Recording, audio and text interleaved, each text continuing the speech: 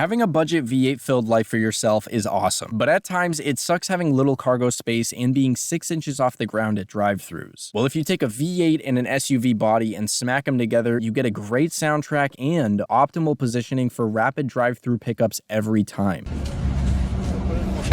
Even with high car prices, there are still V8 American SUVs out there for $5,000 or less, and here are 5, sorta, of the best. Let's get into it.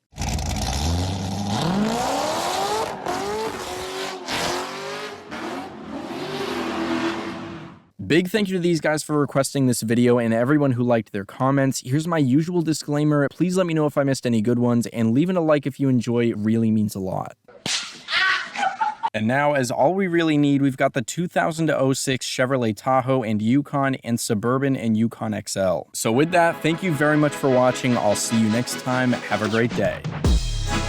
Alright, I've actually got more cars than these, but Tahoes especially are the only right option for a lot of people. They were offered with 4.8 and 5.3 liter V8s, but almost everyone seems to agree the 5.3s are the real reliable ones. The Suburbans and Yukon XLs were offered with 5.3s or 6 liter engines, and both of these are pretty great. The generation after this looks much more modern, is more comfortable, and also came with reliable 5.3s, but those are definitely much more expensive, and they came with cylinder deactivation, which is terrible for the engine if it wasn't switched off. Also, this platform starting in 2000 called the GMT 800 is widely thought to be the best bang for your buck, but you'd also have the gen before these, the GMT 400. Those can also be great, but the added age and reduced refinement just kind of increase your risk of something going very wrong. There's also the equivalent GMT 800 Escalades, but the luxury tax probably would make those too expensive. Next up is the 4th gen Ford Explorers and 3rd gen, since they were very similar even though Ford said they're all different. And 2nd gens if you can't find a 3rd or 4th gen somehow. I know there are plenty of people out there who don't call them Explorers and instead call them Exploders, and I'll admit I definitely don't trust the 5th gens enough. I've seen multiple examples of older ones that lasted a long time though, and they definitely have a much better rep to anyone who doesn't hear the name Ford and just start foaming at the mouth and go,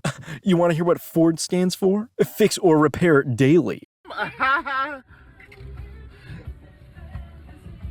These seem to go for around $3,000 to $8,000 around me, and if they're hard to find, you could always look out for a matching year Mercury Mountaineer or even an 03 to 05 Lincoln Aviator, which actually came with a 4-valve 4.6 V8 from the New Edge Mach 1s. Some people might also think of older Broncos for this list, and I love them too, but people will pay some pretty big bucks for those in half-decent shape, and almost all of them that are cheap enough aren't in shape worth buying unless you've got a mechanic shop and body shop. And as another one that might make some people be like, never buy any car from this brand, it's the Gen 2 and Gen 3 V8 Grand Cherokees, also called the WJ and WK versions. I'll admit these weren't at the top of my list for reliability when I started, and it wasn't entirely my goal to keep them. I figured the cheap and reliable enough ones would have been too old, and the new ones would have had too bad of a reputation, even though I've talked plenty of times about why Hemi V8s aren't as bad as people say. And I've got a quick but really important tip at the end of this video about that, so please stick around, or if you do want to dip out early, at least skip to that part before you do. Anyway, these were offered with 4.7 liter V8s and then 5.7 liter Hemis, but it seems widely agreed that the 5.7s are better than the smaller engines, but neither of them are all bad. For the 3rd gens, the 5.7s made from 08 to 2010 are apparently the best, mainly because of engine updates. For the 2nd gens, the only V8 option is the 4.7 liter, but if you'd also consider a non-V8, the most popular Grand Cherokee for reliability definitely seems to be the 4 liter inline 6 WJs, even though they have less power. These are apparently much more sensitive to poor maintenance, but really with the price and age of any of these SUVs, you'll want to do everything you can when you're looking at one to find evidence about if it was maintained or not. That will be the largest determining factor of how long it lasts. I didn't see any V8 Grand Cherokees newer than like 2010 that were near the 5K price without having like 180,000 miles, but if you somehow found one, then that'd probably be worth it. Also though, if you can nudge up your poor financial decision budget a little higher, you could get an SRT8 with a mean 6.1 liter V8 and better looks. Then after you tell everyone about your 4.5 second 0 to 60 time in your 20-year-old Jeep SUV, instead of being greeted with handshakes or hugs when you see other people, they'd probably just start to see you and say,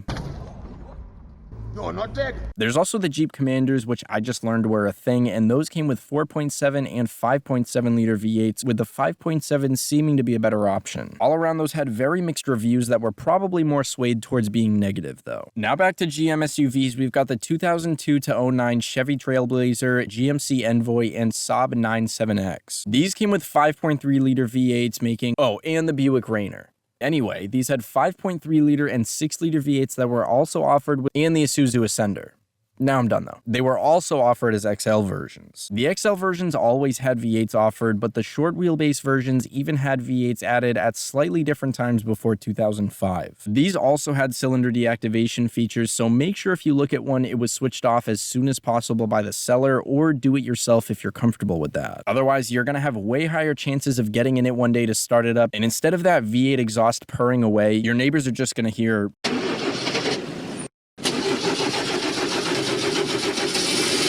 caulk. Similar to the Grand Cherokees, if you can up your budget from $5K, you should be able to find a Trailblazer SS with a 6-liter V8, which around me is actually not that hard to find, especially compared to a short wheelbase 5.3. As another SUV you'd hear people either love or hate, it's the Gen 1 and Gen 2 Dodge Durango. These came with a lot of different engine options. The first gens had a 4.7, 5.2, and 5.9 liter V8, while the second gens only had 4.7 and Hemi 5.7 V8s. Apparently the 5.2 and 5.9 were decent engines, but were paired with a pretty crappy transmission, and the 4.7s were pretty good and paired with a decent transmission. The 5.7s again are usually said to be the most reliable setup, and they'll get you the most power, which is pretty worth it. These seem to go for like $3.5 to $8 grand, and if you have a tough time finding one, the Chrysler Aspen is basically the same thing, but those were only from 07 to 09. Weirdly enough, they even made hybrid 5.7 Durangos at one point, but after only 2 months, they dropped the hybrids at the same time as the Aspens. Foreign honorable mentions are Sequoias, Land Cruisers, 4Runners, Volvo XC90s, and a couple Lexuses. As my fast note for any car research you do, take reviews with a grain of salt and think about whose info you're reading. Sounds pretty obvious, right? But it's really important. Comment sections are kind of like the news. Most have a bias, but they all make sure you hear about negative car crashes, robberies, and attacks. Occasionally they talk about positive stuff like a dog saving a drowning kid, but they never emphasize all the regular, content people who enjoyed a happy day. So all this just to say, don't always look up if a car is good or bad. Focus on how the car you're looking at has been maintained. Research common specific issues for that model, not someone just going, "They're trash, never get one." Then decide if you'd be up for fixing those issues if you ever need to, and if you still like it, then roll the dice, enjoy it, and don't be consumed by problems your car might never even have. Except 2012 and up automatic focuses. Never trust those transmissions. Anyway, please let me know if I missed any good SUVs here and what videos you want to see. As always, thank you very much for watching. It means a lot. I'll see you in the next one. Have a great day.